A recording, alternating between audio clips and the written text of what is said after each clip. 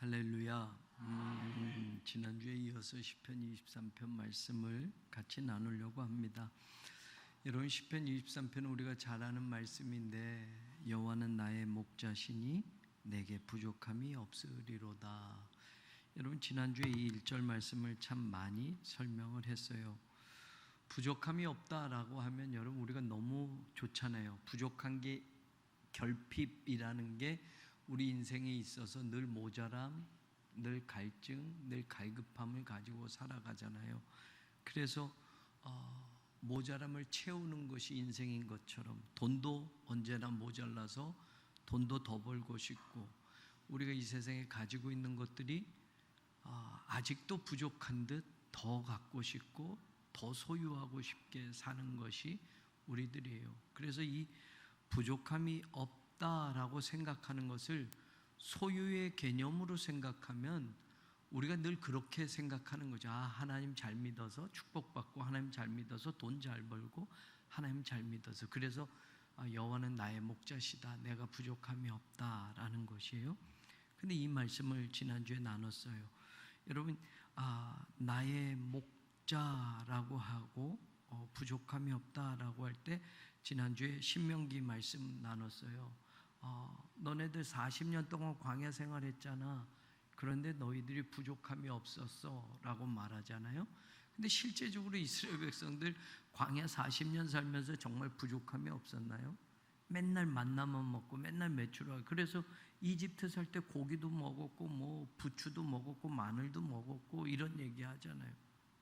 광야 40년 부족함이 없다고 하나님 말씀하시는데 뭐가 부족함이 없어요? 맨날 텐트에서 사는데, 텐트도 우리가 생각하는 그 멋진 텐트가 아니고 천막 그냥 쳐서 막대기 꽂아가지고 하는 텐트지, 무슨 요즘처럼 규격이 탁탁 맞춰서 지퍼가 달려가지고 바람도 막아주고 방수도 되고 하는 그런 천막 아니지요. 근데 하나님은 그렇게 말씀하셔요. 너네 40년 동안 부족함이 없었어 라고 말해요. 그런데 하나님이 말씀하시는 건 소유에 대한 게 아니었어요.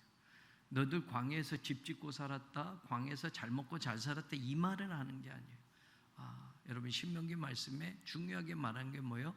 내가 너희들과 함께 했다라는 거였어요. 그러니 광야 생활에, 사실은 광야 생활에 하나님이 함께 하지 않으면 다 죽는 거예요. 그냥 광야에서 누가 버텨요? 먹을 것도 없고 물도 없는데 하나님이 함께 했으니까 부족함이 없었다. 하나님이 그렇게 말해요. 그 부족함은 너네들 먹고 사는 거, 뭐 잘 살고 행복하게 사는 그 이야기를 하는 게 아니라 내가 너희들과 함께 하였다라는 거예요. 그게 여러분 신앙의 가장 기본적인 고백이 되어야 되는 거예요. 근데 우리는 시편 23편 1절을 여호와는 나의 목자시니 내게 부족함이 없다라는 걸 세상에서 더 많이 소유하고 더 많이 잘 살고 이걸로만, 어떤 소유의 관계에 대해서만 하나님의 신앙을 이어가려고 하는데, 존재론적으로 여러분, 하나님이 나와 함께 하셨다라는 것, 그거 하나만 붙들고 살아도 여러분, 우리는 부족함이 없이 살 수 있는 하나님의 백성들이에요. 왜?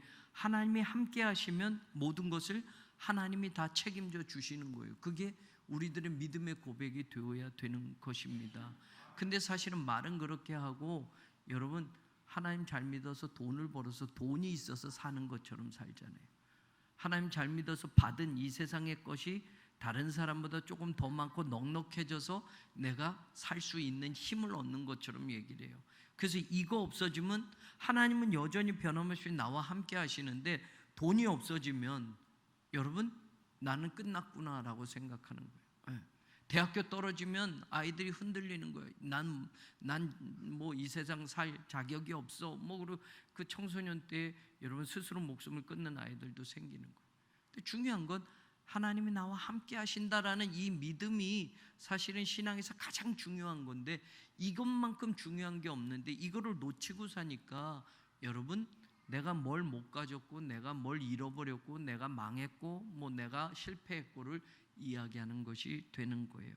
그런데 오늘 저는 이 시편 23편에서 여러분에게 한 가지를 더 이야기하고 싶은 게 있어요. 보세요.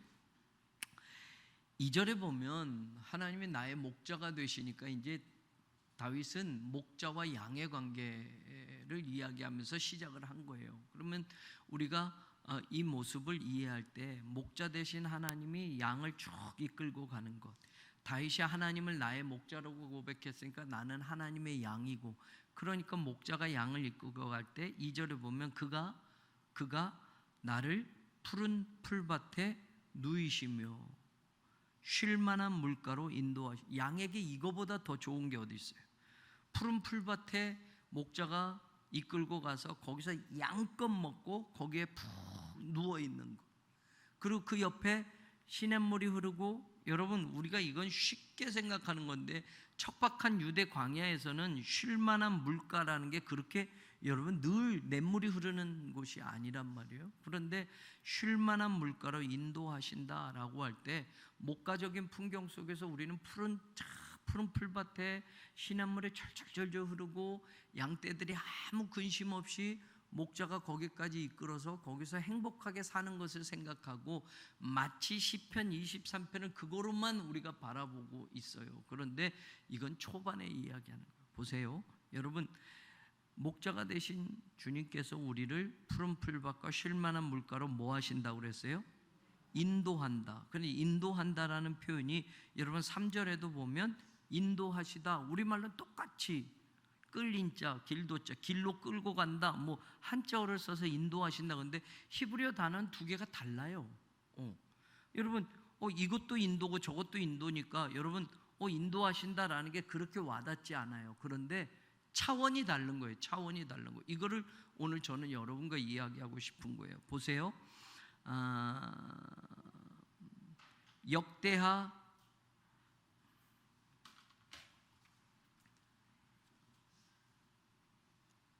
32장 22절을 보세요. 역대하 32장 22절. 열왕기상하, 역대상하, 역대하 32장 22절.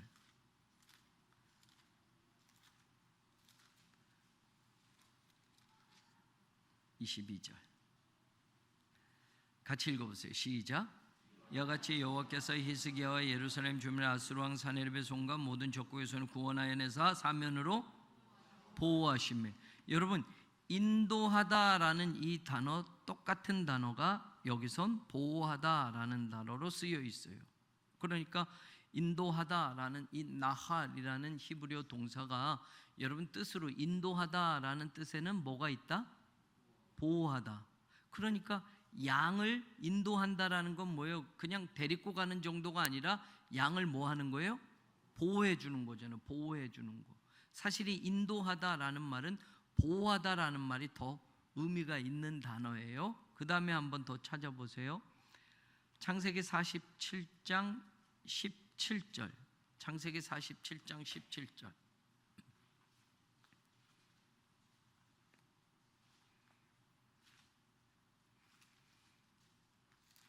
같이 한번 읽어볼까요? 앞에 화면 보고 시작.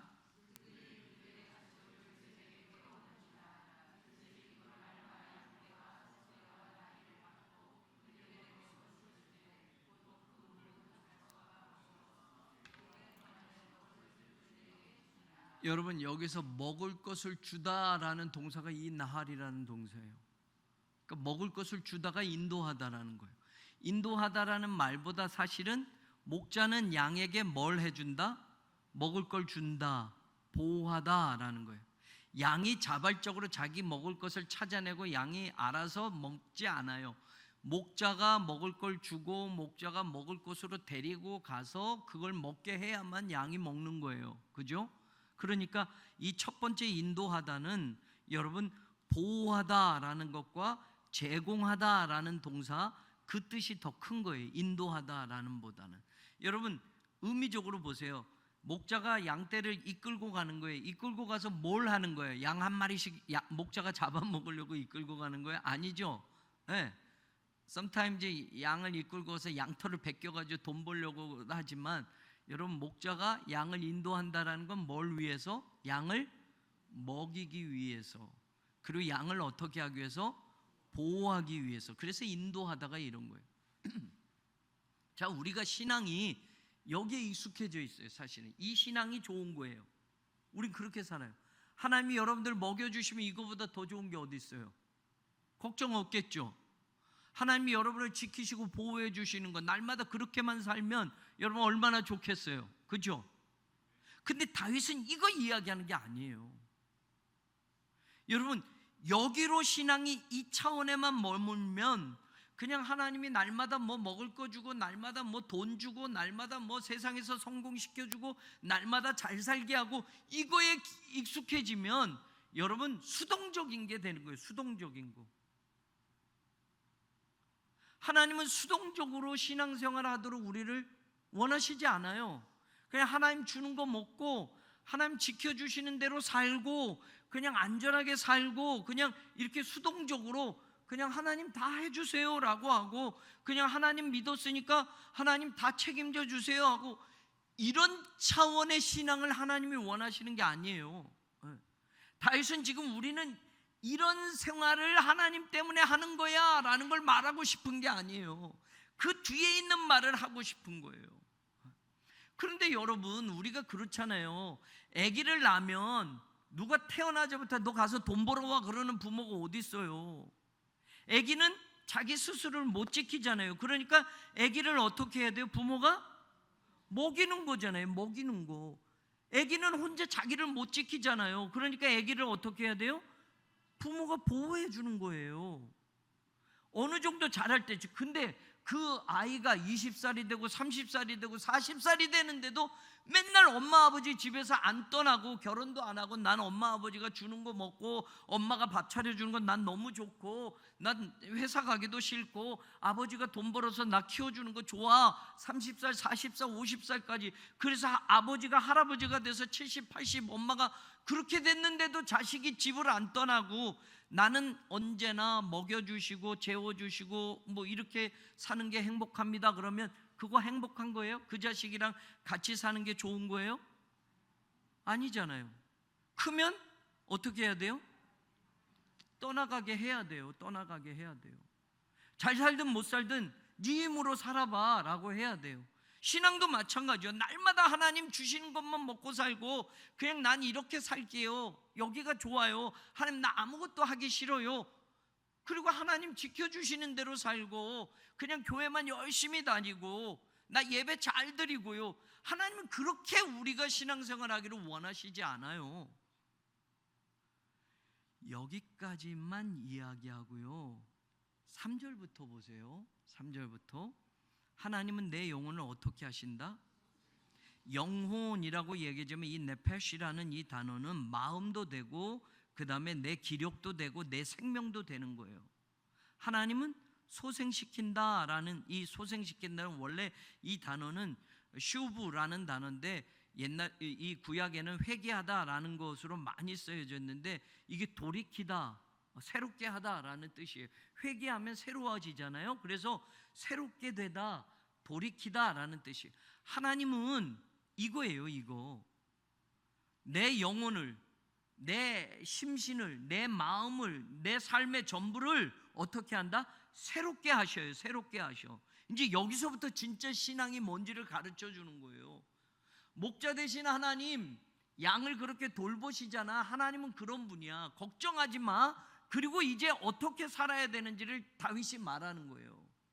풀만 뜯어먹고 목자가 이끄는 대로 그냥 안심하게 지켜주세요, 그리고 수동적으로 사는 신앙이 아니라, 이런 하나님이 다 지키시고 책임져 주시니까 이런 하나님을 믿고 너희들은 이런 신앙의 사람이 돼야 돼 라고 말하는 거예요. 하나님은 우리의 마음도, 우리의 정신도, 우리의 생명도 새롭게 하셔서 그 다음에 어떤 신앙의 길을 걷게 하시느냐, 그걸 이야기하고 있어요. 자기 이름을 위하여. 여기서는 또 달라지는 거예요. 보세요.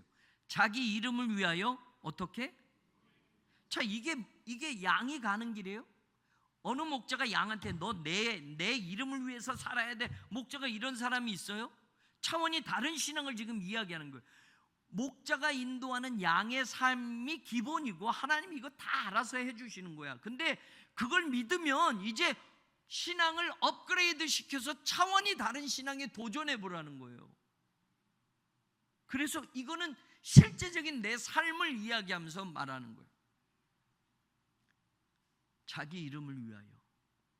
네 이름이 아니라 하나님의 이름을 위하여 살라고 하는 거예요.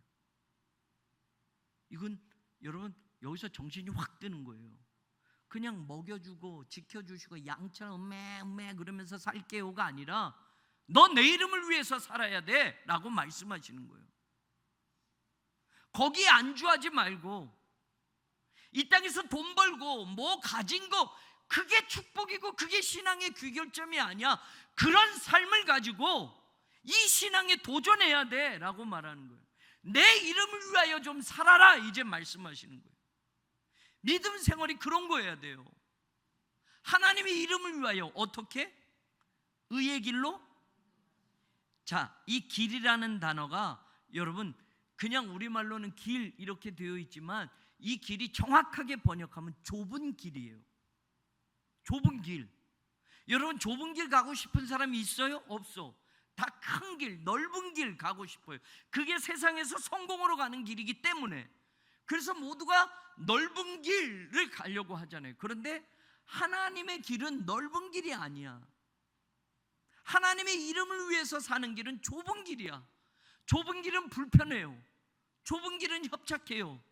좁은 길은 아무도 가고 싶지 않은 길이에요. 그런데 지금 다윗이 말하는 거예요. 네 이름, 네 삶, 네 목숨 그걸로 사는 게 아니라 이제는 이런 하나님이야. 그러니 너희들이 어떻게 살아야 되느냐? 능동적으로 살라는 거예요. 하나님의 이름을 위해서 살아라. 그러려면 좁은 길로 인도하시는 그 길을 따라가야 돼. 여러분 여기서부터는 용어가 달라지잖아요. 푸른 풀밭 쉴 만한 물가가 아니라 여러분 좁은 길, 그 다음에 두 번째 나오는 게 뭐예요? 4절에 사망의 음침한 골짜기. 여러분 어떤 목자가 양들을 사망의 음침한 골짜기로 끌고 가요? 아니에요. 아까 말한 대로 쉴 만한 물가 푸른 풀밭으로 목자가 양들을 끌고 가지 사망의 음침한 골짜기를 가지 않는다니까요. 목자는. 근데 지금 이 3절에서는 차원이 다른 걸 이야기하네요. 하나님의 이름을 위해서 사는 인생에는 사망의 음침한 골짜기로 갈 수도 있어. 그 다음에 또 보면 여러분 5절의 마지막 뭐라고 그래요? 내 원수의 목전. 원수도 있어. 원수도 있어.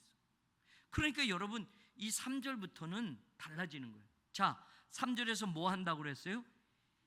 인도하신다라고 했어요. 이 인도하신다라는 말 조금 이해하기 위해서 여러분 이사야서 49장 10절을 보세요. 49장 10절. 이사야서 49장 10절. 이사야서 49장 10절. 같이 읽어봐요. 시작. 그들이 줄이거나 목마르지 아니할 것이며 더위와 볕이 그들을 상하지 아니하리니 이는 그들을 긍휼히 여기는 이가 그들을 뭐한다? 이끌되 샘물 근원으로 인도하다라는 단어가 여기 또 쓰였는데 이 단어는 아까 인도하다와 다른 단어예요. 무슨 뜻이냐? 인도하다, 이건 진짜 인도하다. 아까는 보호해주다, 먹여주다라는 뜻인데 이 인도하다라는 뜻은 여러분 앞서가다라는 뜻이에요. 앞서가다, 인도하다. 인도를 하려면 여러분 앞에 서서 인도하는 거예요. 뒤에서 가는 거는 여러분 인도한다라는 말을 안 해요. 근데 제일 앞에 서서 가는 걸 인도해 간다라고 말해요. 그래서 lead forth라고 영어 성경에는 여러분 앞으로 가도록 이끌어준다. 그런데 하나님은 야 니네 앞으로 가 하고 뒤에서 말만 하는 게 아니라 하나님이 먼저 앞서 가셔서 보여주는 거예요. 그래서 출애굽기에 보면 앞서 가시는 하나님을 막 이야기를 해요. 내가 너희보다 앞에 가서 일하리라, 내가 너희보다 앞에 가서 싸우리라 라는 말을 해요. 이 인도하다가 그런 뜻이에요. 하나님이 앞에 서서 가신다. 그럼 여러분 우리가 하나님이 앞장서서 가시는 길을 우리는 어떻게 해야 돼요? 당연히 따라가야 돼요. 그런데 앞서서 가시는 길이 예수님의 제자들도 똑같았잖아요. 예루살렘으로 가는 길이 성공으로 가는 길인 줄 알았어요. 예수님이 죽은 사람도 살리고 기적도 일으키고 뭐 오병이어의 기적도 일으키니까 이분이 메시아야, 이분이 왕만 되시면 다 끝났어. 그래서 이분이 예루살렘으로 간다니까 들떠 있었어요. 그래서 제자들이 뭐라고 그래요? 야, 오른편은 내 자리야, 왼편은 네 자리야. 서로 싸웠단 말이에요. 누가 크냐, 누가 공이 더 많냐. 예수님이 그 다윗의 왕국을 회복해서 그 왕좌의 자리에 앉을 때 우리도 다 한 자리씩 차지하는 거야 라고 생각하고 따라갔던 거예요. 그런데 예수님이 가는 길이 그 길이 아니야. 어디로 가? 어디로 가요? 십자가의 길로 가니까 다들 깜짝 놀란 거예요. 그래서 다 도망친 거예요. 자, 보세요. 자기 이름을 위하여 의의 길로 인도하신다. 의의 길이 좁은 길이라고 그랬어요. 자꾸 따라가는데 좁은 길로 가. 생각하고 달라. 성공하는 길로 가야 되고 넓은 길로 가야 되고 출세하는 길로 가야 되는데, 누가 봐도 그 길로 가야 되는데, 하나님의 이름을 위해서 가는 그 길이 여러분 세상에서 이야기하는 그 길이 아니더라라는 말이에요. 다윗은 그걸 오늘 이야기하는 거예요. 좁은 길로 인도하면 좁은 길도 따라가야 돼라고. 여러분, 이 3절부터는 신앙의 차원이 다른 걸 이야기하는 거예요. 사망의 음침한 골짜기로 가네. 사망의 음침한 골짜기는 뭐예요? 누가 가고 싶겠어요, 그 길을? 그런데 앞에 가셔. 하나님이 그 길을 가셔. 왜? 하나님의 이름을 위해서 가시는 길이니까 그 길을 가시는 거야. 사망의 음침한 골짜기를 예수님이 가셔. 그래서 죽은 곳이요, 내 골고다, 해골의 곳. 여러분 2000년 전에 진짜 예수님이 십자가에 달리신 그곳이, 여러분 지명이 왜 골고다냐? 거기 골짜기가 여러분 이렇게 멀리서 보면 해골같이 생겼어요. 근데 실제로 예루살렘의 해골의 곳이라고 하는 골고다를 고고학자들이 찾아서 진짜 보니까, 멀리서 보니까 이 눈 두 개 해골하고 입하고 멀리서 보면 해골같이 생긴 골짜기라니까. 그게 골고다예요. 해골의 골짜기로 가는데 누가 따라가요?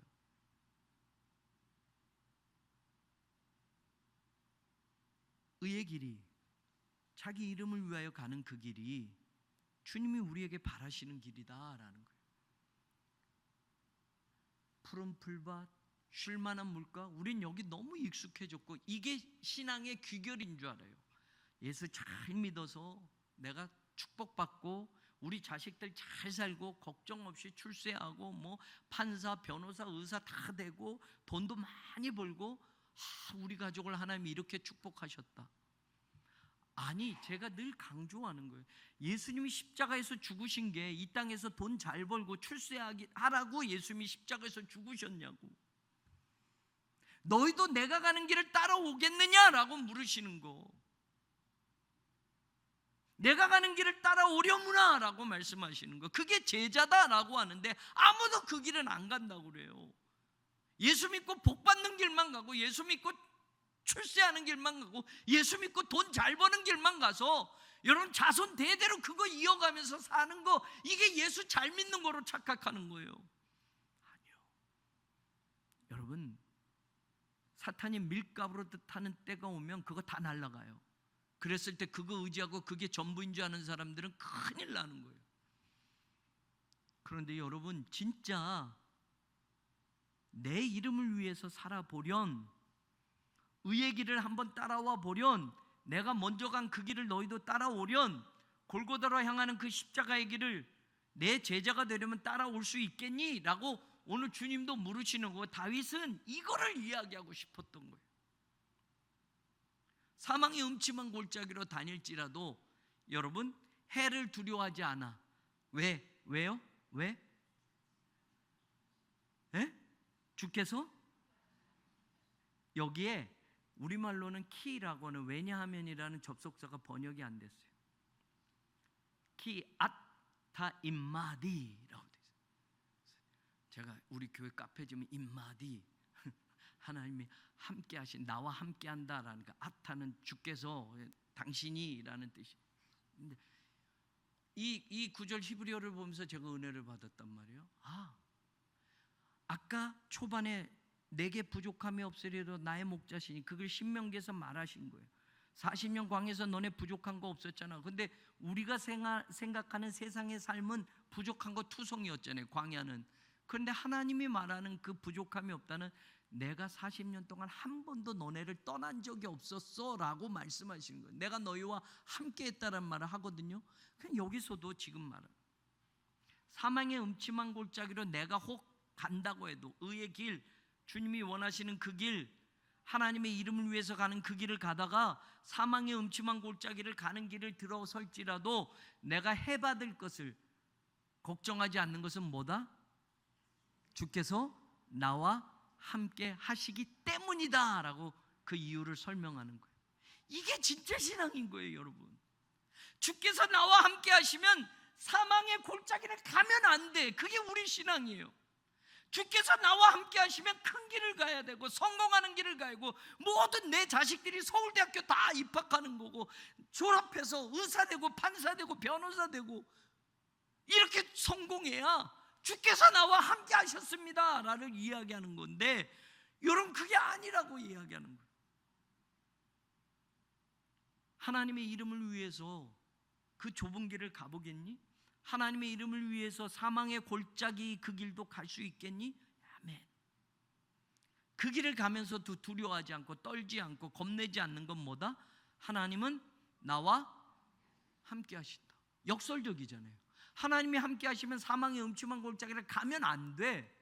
하나님이 함께 하시면 성공하는 길, 평화로운 길, 좋은 길을 가게 하시면서 하나님 함께 하셔서 감사합니다 해야 되는데, 사망의 음침한 골짜기로 들어가면 이건 하나님이 나를 떠나신 건가 이렇게 생각하는 거예요. 근데 다윗이 말해요. 해를 두려워하지 않으니까 주께서 나와 함께 하십니다. 왜냐?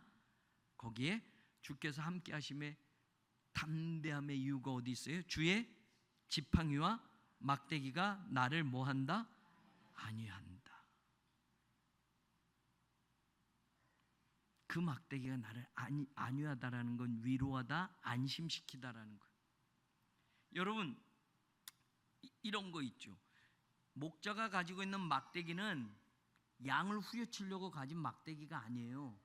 양을 잡아먹으려고 하는 늑대나 들짐승을 치려고 목자가 그 막대기를 가지고 있는 거예요. 그건 나를 때리는 막대기가 아니에요. 나를 해치려고 하는 짐승들을 치는 막대기야. 그러니까 그 막대기만 보면 양은 안심하는 거야. 지금 다윗이 그런 마음을 고백하고 있어요. 의의 길을 걸어가, 사망의 음침한 골짜기로 가. 그래도 내가 해받는 걸 걱정하지 않아. 왜? 막대기가 목자 손에 들려졌기 때문에. 그 막대기는 나를 해치려는 늑대를 치는 거고, 나를 해치려는 산사자를 치는 거고, 나를 해치는 곰을 치는 막대기이기 때문에 내가 안심하는 거예요. 지금 그 이야기를 하는 거예요. 여러분, 다윗이 진짜 말하는 이 신앙까지 우리의 신앙이 업그레이드 되기를 간절히 소망해요. 시편 23편 1절 2절만 묵상하고 이게 내 신앙의 내용이 아니라 3절부터의 삶의 그 본질적인 것이 나의 신앙이 되기를 주님 앞에 고백하는 저와 여러분이 되기를 주님의 이름으로 축원합니다. 하나님의 이름을 위해서 사니까 여러분 원수까지 생기는 거예요. 원수라고. 이 원수라는 단어도 그런 단어예요. 여러분, 대적자, 괴롭히다, 적대시하다라는 거예요. 여러분, 내가 개인적으로 내 삶을 유지하면서 살면 나를 괴롭히는 사람이나 적대시하는 사람 없이 살 수 있어요. 그냥 좋은 게 좋은 거라고. 그런데 하나님의 길을 가면 반드시 그 길을 가로막는 적대자가 온다니까요. 괴롭히는 산발락과 도비아가 온다니까요. 여러분, 이 아파트 질 때 누가 이걸 반대하고 난리를 쳐요? 뭐 자기들끼리는 하겠지만 교회를 지으니까 난리를 치는 거예요. 여러분, 교회를 지으니까 누가 자기 재산이 532평 있는데 86억밖에 안 준다고 그러면 나 묻고 싶어요. 구구역 조합원들이 그래도 감사합니다라고 할 조합원이 어디 있냐고. 그런데 교회에다가는 니네 그렇게 받아야 돼라고 난리를 치는 거예요. 네? 교회 때문에 우리가 손해나라고 하지만 냉정하게 따지면 교회 때문에 자기네들이 돈 벌고 있는데도 여러분 그건 싹 숨기고 있어요. 말이 안 되죠. 거짓말하고 있는 거죠.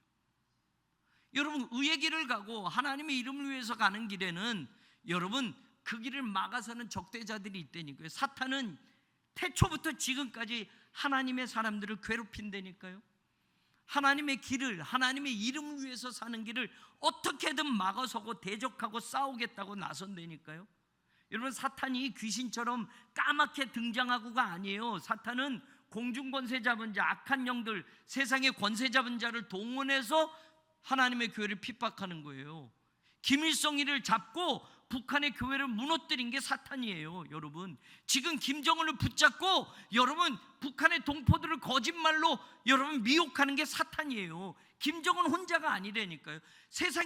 그런 세상의 권력자들, 악한 영을 사로잡은 자들은 여러분 히틀러를 붙잡고 유대인 600만을 학살한 게 사탄이라니까요. 여러분, 우린 그걸 알아야 돼요. 그 배후에 숨어있는 사탄의 음모, 광명한 천사 가정하고 있는, 의의 천사로 가정하고 있는 사탄은 그렇게 해서 자신을 교묘히 속이는 거예요. 그러니까 영적으로 깨어있지 않으면 사탄에게 물들어가는 거예요. 물들어가는 거, 사탄의 속임수에 넘어가는 거예요. 여러분, 성경 마지막에 보면 미혹한다라는 말이 세상을 미혹하는 게 아니라 하나님의 사람들을 미혹한다니까요. 성경을 변개시키니까 성경을 갖고 있는 사람들에게 눈을 어둡게 해서 진짜 진리의 말씀을 여러분 변질시킨다니까요. 세상 사람들, 스님들이 여러분 성경 가지고 이 말씀을 변질시켰다고 그분들이 미혹되는 게 아니에요. 교회가 미혹된다니까요. 목사가 미혹되고.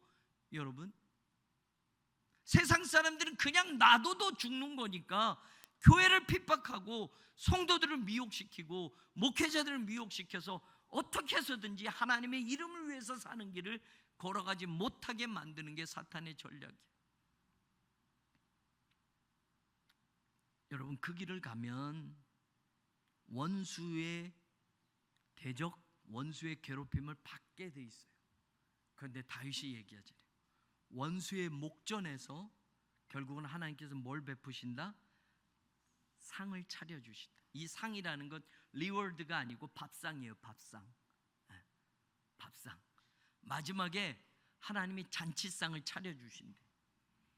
잔치상을 차려주셔서 어떻게 한다? 기름을 내 머리에 부어. 여러분, 이거는 잔치에 초대한 사람이 잔치에 그 초대받은 사람에게 최선을 다해서 당신이 나의 손님이요 라고 해서 머리에 기름을 발라주고 그 잔치에 초대하는 거예요. 유대인들의 전통에. 그리고 어떻게 해요? 내 잔에다가 넘치게 포도주를 채워주는 거예요. 넘치게 기쁨의 잔을 채워주는 거예요. 그리고 얘기하는 거예요. 이 잔치상은 너를 위한 거야 라는 거예요. 그 잔치상을 받기를 주님의 이름으로 축원합니다. 이 잔치상은 이 세상에서 받는 잔치상이 아니라 하나님 나라에서 받는 잔치상. 끝까지 그 길을 걸어가는 사람들에게 착하다, 수고했다, 참 잘했다라고 칭찬하시면서 여러분 마지막 천국 잔치에 우리가 초대돼서 우리가 주인이 된다니까요. 그게 성경이 이야기하는 분명한 말씀이에요. 그 잔치에 우리가 주인공이었어요. 우리가 주인공. 여러분, 잔치의 주인공 돼보신 적 있어요? 돼보신 적 있으세요? 옛날에는 환갑만 되셔도 어머니 아버지 환갑을 축하해드리면 이제 환갑 안 해드리잖아요. 70도 잘 안 해드린대. 그냥 자식들이 그거 넘어간다고 그러는데 꼭 해주세요. 올해가 제가 결혼 30주년이었어요. 목회는 31년, 30주년. 제가 30년을 살았다니까요. 그런데 마침 둘째 아들과 며느리가 휴가를 2주일 받아서 왔어요. 그래서 엄마 아버지 결혼 30주년을 자기 3남매 중에서 자기들이 축하하기 위해서 온 것처럼, 그래가지고 여러분 소파에 앉혀놓고 뒤에 저 다이소 가가지고 30 큰 글씨 그 풍선 붙여놓고 하트 붙여놓고 반짝이 붙여놓고 앉으라고 하고, 그리고 사진을 딱 찍어주는 거예요. 근데 뭐가 와야 하잖아요. 근데 아무것도 없어. 그거 끝이야. 그래서 아니 풍선 달아놓고 30하고 반짝이 뒤에 다이소에서 뭐 1,000원짜리 2,000원짜리 붙여놓고 둘이 앉으라고 하고서 딱 사진 딱 찍고 이제 그 다음에 조금 기대하자는 뭐 있는 줄 알고, 그리고 그게 끝이야. 그리고 즉석 카메라 갖고 왔다 그래서 그걸 탁 찍어주고 여기 있어요. 그리고 그 선물이야. 물론 이제 저녁은 사줬지만 뭐 따로 봉투는 준 게 없었어요. 아니 결혼해서 돈 벌면 30주년 됐으니까 축하로 자기들이 휴가 내서 왔다면 뭐 이렇게 뭐 단돈 100불이라도 넣어서 엄마 아버지 줄 줄 알았는데 이거 자꾸 또 이런 얘기하면 또 저보고 집사람한테 또 끝나고 늙었다 그러고 제발 말씀만 전하라고 이런 거를 왜 설교 시간에 은혜롭지 않게 한다고. 여러분 수요일이니까 하는 거예요 그냥. 그죠? 아니 부흥사도 이런 거 얘기하면 여러분 하하 웃고 좋잖아요. 근데 부흥사는 아니지만 내가 주일에 이런 거는 안 하잖아요. 그렇게 경망스럽게 잔치상을 차려놓으시고 하나님이 내 머리에 기름을 이거 너를 위한 스페셜 잔치가 열려졌어. 우리가 주인이래요. 하나님은 맨입으로 얘기하는 게 아니라 잔치상을 배설해놓고 너를 위한 잔치상이야. 그런데 여러분 그 잔치상 앞에 내 원수의 목전에서라고. 원수가 그걸 보는 거예요. 날 쓰러뜨리려고 했는데, 나를 무너뜨리려고 했는데, 그 잔치상 앞에까지 못 가게 포기하려고 했는데 결국 그 잔치상을 하나님이 배설하고 그 잔치에 나를 주인공으로 불러주시고 머리에 기름을 바르시고 내 잔을 넘치게 채워주시는 것을 원수가 바라보게 한다니까요. 사탄이 마지막 때에 결박되어서 무종행에 던져지고 굴복하여 예수 그리스도 앞에 무릎 꿇는 날이 온다니까요. 여러분 그게 진짜 신앙이에요. 그게 진짜 신앙. 그러니까 마지막 여기가 중요한 거예요. 내 평생토록 이제 남은 시간이에요.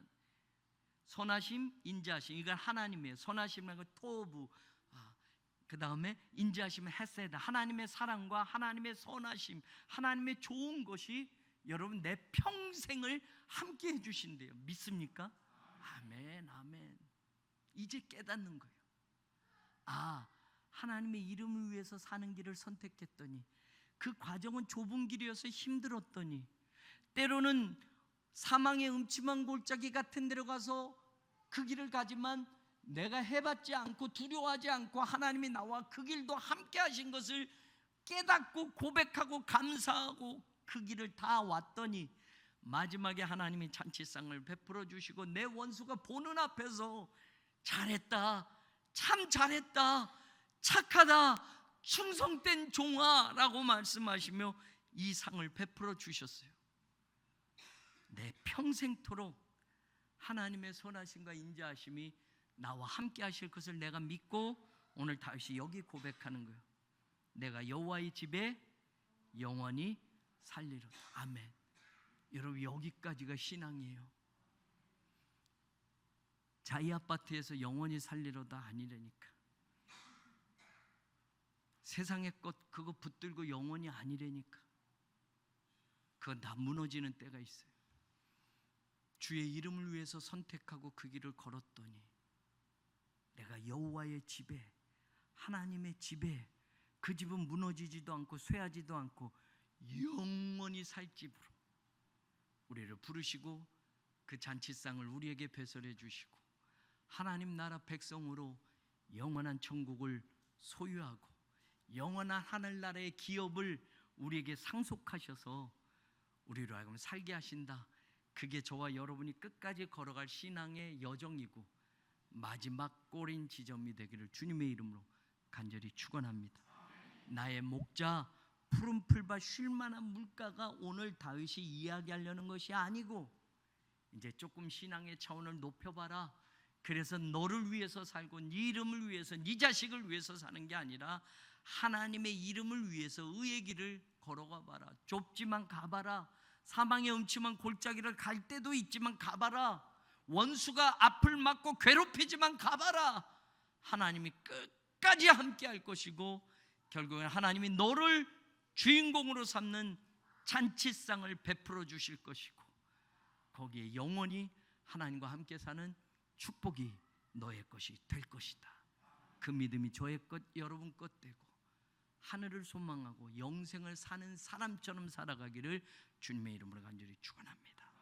성부, 성자, 성령 삼일째 하나님의 은혜와 사랑과 그 능력의 역사함이 오늘 수요 예배에 참여한 사랑하는 성도들 모두 위에, 이 자리를 사모하지만 여의치 못해 참석하지 못하는 성도들 위에, 새롬교회 모든 지체들 위에 영원히 함께하여 지기를 간절히 축원하옵나이다. 아멘.